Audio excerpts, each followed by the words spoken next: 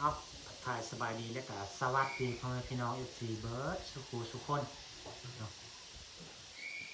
สำหรับตัวเช้ามื้อนี้เราก็อยู่ในเฮือนบ่ได้ไปไสเพราะว่ามื้อนี้ก็มีข่าวมาบอกให้พี่ๆได้ฮู้ได้ฟังเนาะเกี่ยวกับสภาพอาการของตนเองเนาะมื้อนี้ก็ยังบ่ทันไปป่าไปดงยังทันใดเทื่อทุกคนเพราะว่าสภาพอากาศของเฮาหนักหลายทุกคนอันนี้หลังจากเข้ามาไปห้องหมอไปตรวจสอบสุขภาพก็เลยมาดีเฮือนทานหมอบอกเมื่อกินยาประมาณเพิ่นว่างยาให้กินเจ็ดมื้อหรือว่าอาทิตย์นึงเนาะก็คือทางภาษาไทยเพิ่นเอิ้น1สัปดาห์เนาะเอามากินพอดียาเบิดยังบ่ทันเซาอันนี้ก็ยังเจ็บแผลเนาะสภาพอาการของเฮาเวลากลางคืนนี่ก่อนเฮาจะนอนเนาะเขาจะนอนก็คือคันว่าเขานอนแล้วประมาณหรือว่า10 นาทีก็เลยมันออกห้อนแต่ตัวโตกำลังรับน้อยนึงมันออกห้อนแต่โตแล้วก็สอดไปทางหลังฮ้อนคือลักษณะอันน้ำเหือสัตว์เลยสัตว์ฮ้อนเลยตัวโตแล้วก็เลยเอาพื้นขึ้นมาหลังจากนั้นเราบ่สามารถนอนได้เลยถ้ามันได้ฮ้อนได้ออกน้ำเหือจากโตเราบ่สามารถนอนจนฮอดแจ้งอันนี้คือทิศหนึ่งคือหนึ่งได้แต่เฮานอนประมาณอยู่หรือว่า15-20 นาทีก็เลยบ่หลับแต่ว่าบ่ฮู้สภาพอากาศเป็นอย่างไรอันนี้เฮามาบอกให้พี่ๆทุกคนฟังนับแต่นี้ต่อไปอาจจะสิได้ลงคลิปหรือบ่ได้ลงถ้าว่าเฮาสิได้ลงก็มีแต่ได้ลงเอาคลิปเก่าเพราะว่าก็มีพี่ๆหลายคนว่าเป็นหยังคือว่าเบาเปลือกมักเอาคลิปเก่าลงเนาะเฮาก็อยากได้ซองตัวเองนะบ่ให้ขาดคลิปนะครับถ้าว่าเฮาบ่ได้ลงประมาณอาทิตย์นึงหรือว่า2อาทิตย์อาจจะสิบ่มีคนเบิ่งบ่มีคนติดตามก็เลยตัดสินใจว่าลงคลิปเก่าปัญหาที่1ปัญหาที่2ก็เพราะว่าอยู่ในครอบครัวของเฮาขาดเคินพอได้มีรายได้หน่อยนึงทั้งบ่หลายก็น้อยเนาะพอได้มีรายได้พอได้แก้ไขอยู่ในครอบครัวแล้วก็ชีวิตตนเองเนาะวันนี้ก็คนในหมู่บ้านก็ไปป่าไปดงเบิดแล้วแต่ว่าเจ้าของบ่สบายก็มีทางพี่ๆหลายคนเพิ่นคอมเมนต์บอกว่าบ่าวเปลือกเอ้ยถ้าอยากให้หายไวๆต้องได้ไปปัวอยู่ที่ประเทศไทยความจริงเฮาก็อยากไปปัวอยู่ทางประเทศไทยเนาะสบายไปหาพี่ๆเนาะหรือว่ามีน้ำใจแต่เฮาบ่มีความสามารถทุกคนเองสองมาอันที่1ก็เฮายังทันมีบัตรพาสปอร์ตหรือว่าผ่านแดนเฮาบ่สามารถไปเดินทางไกลเนาะอันที่2มาแล้วก็เฮางบประมาณอยู่ในครอบครัวของเฮาก็คือประมาณเงินคำนี่แหละเฮาบ่มีเงินสิใช้จ่ายทางแพทย์ทางหมอนี่แหละเพราะว่าอยู่ในประเทศลาวเฮาก่อนเฮาสิไปตรวจสุขภาพต้องเฮาได้สักว่าเงินหรือว่าเป็นคำเป็นเงินนี่แหละหลักๆเนาะก็คือคันว่ามีพี่เพิ่นเคยบอกว่าเบาเปลือกคันบ่หายดีก็ต้องได้ไป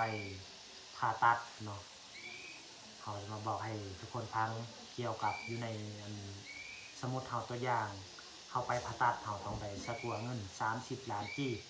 เนาะถ้าว่าเฮาไปปากเซไปเวียงจันทน์เนาะแต่ว่าความจริงอยู่ในเฮือนของเฮาก็เงินบ่ฮอด10 ล้านสิไปจังได๋ได้ทุกคนถ้าว่าเฮาไปผ่าตัดทันหมอเพิ่นเอาปัญหาที่1เพิ่นเอาค่าห้องนอนแล้วก็ค่ากินค่าอยู่นี่ก็คือของเฮาเองเนาะบ่หมายว่าเพิ่นเอาค่ายาแล้วก็ค่าผ่าตัด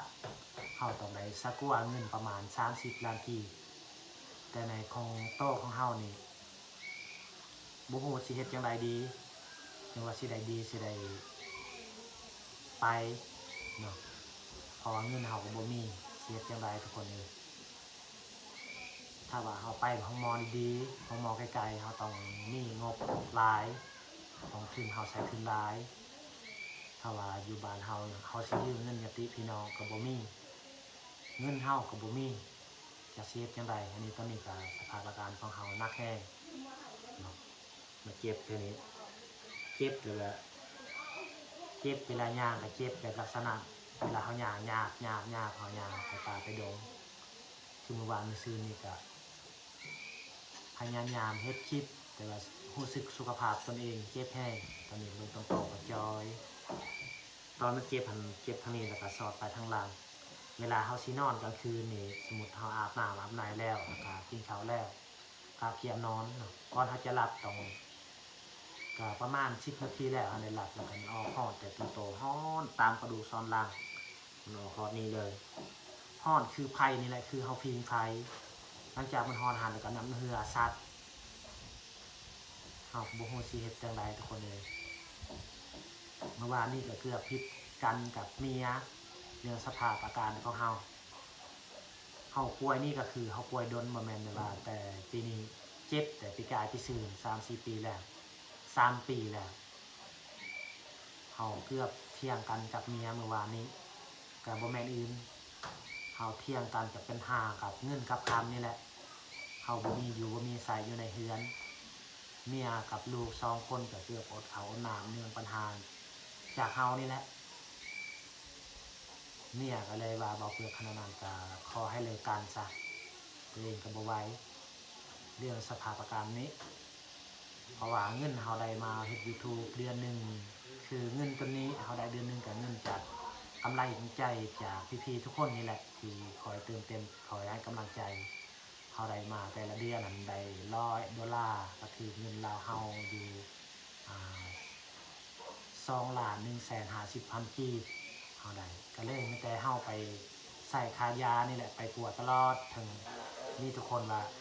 อ้าวบ่เปลือกเขาจะเจ็บคือว่าไปป่าตลอดแต่เฮาไปป่าก็ยังเจ็บคือเก่าแต่เฮาพยายามอย่าให้เจ้าของมีรายได้เนาะครอบครัวตนเองมีกินมีอยู่ก็เลยตัดสินใจพยายามเข้าป่าเข้าดงแต่ความจริงยังเจ็บแห้งอยู่ในโตนั้นเฮาว่าสนั้นทุกคนเฮาว่าอยู่สภาพมียาอีกเนาะผิดกรรมวันนี้ข่าวว่าเพิ่นว่าเงินคำแต่เจ้าไปใส่คนเดียวพวกตัวเองบ่ได้ใช้ค่อยก็ยอมรับว่าลูกเมียเขาบ่ได้ใช้เขาใช้ผู้เดียวเพราะว่ารู้สึกสภาพอาการตนเองเนาะเวลาได้เงินได้คำกันแต่ไปปัวนี่แหละ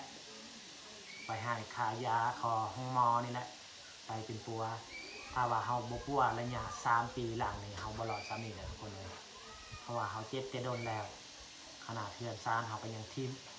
แก่ฮีแก่ของทางของอันประเพณีของที่ของชนเผ่าบ้านเฮาบ้านทางเซาเนาะวันนี้เฮาตัดสินใจไปโรงหมอหรือว่าไปทางคลินิกเพิ่นเนาะก็หลายที่หลายเทื่อแล้วยังบ่ทันเซาเทื่ออันนี้ก็บ่มีเบิดสภาพหรือว่าเบิดทางไปถ้ามันเจ็บแห้งเจ็บหนักแต่ถ้าเป็นถ้าเบิ่งชีวิตในตนเองในระยะ2-3 เดือนนี้สิเป็นจั่งใดก็ยังบ่ทันรู้ทุกคนถ้าว่าเฮาบ่ได้เอาคลิปลงก็ต้องหนักแน่นอนทุกคนเพราะว่ารู้สึกสภาพอาการตนเองตอนนี้ก็เมื่อยแห้งต้นโตก็จอยลงรู้สึกว่าเมื่อยกินข้าวบ่แซ่บนอนก็บ่หลับ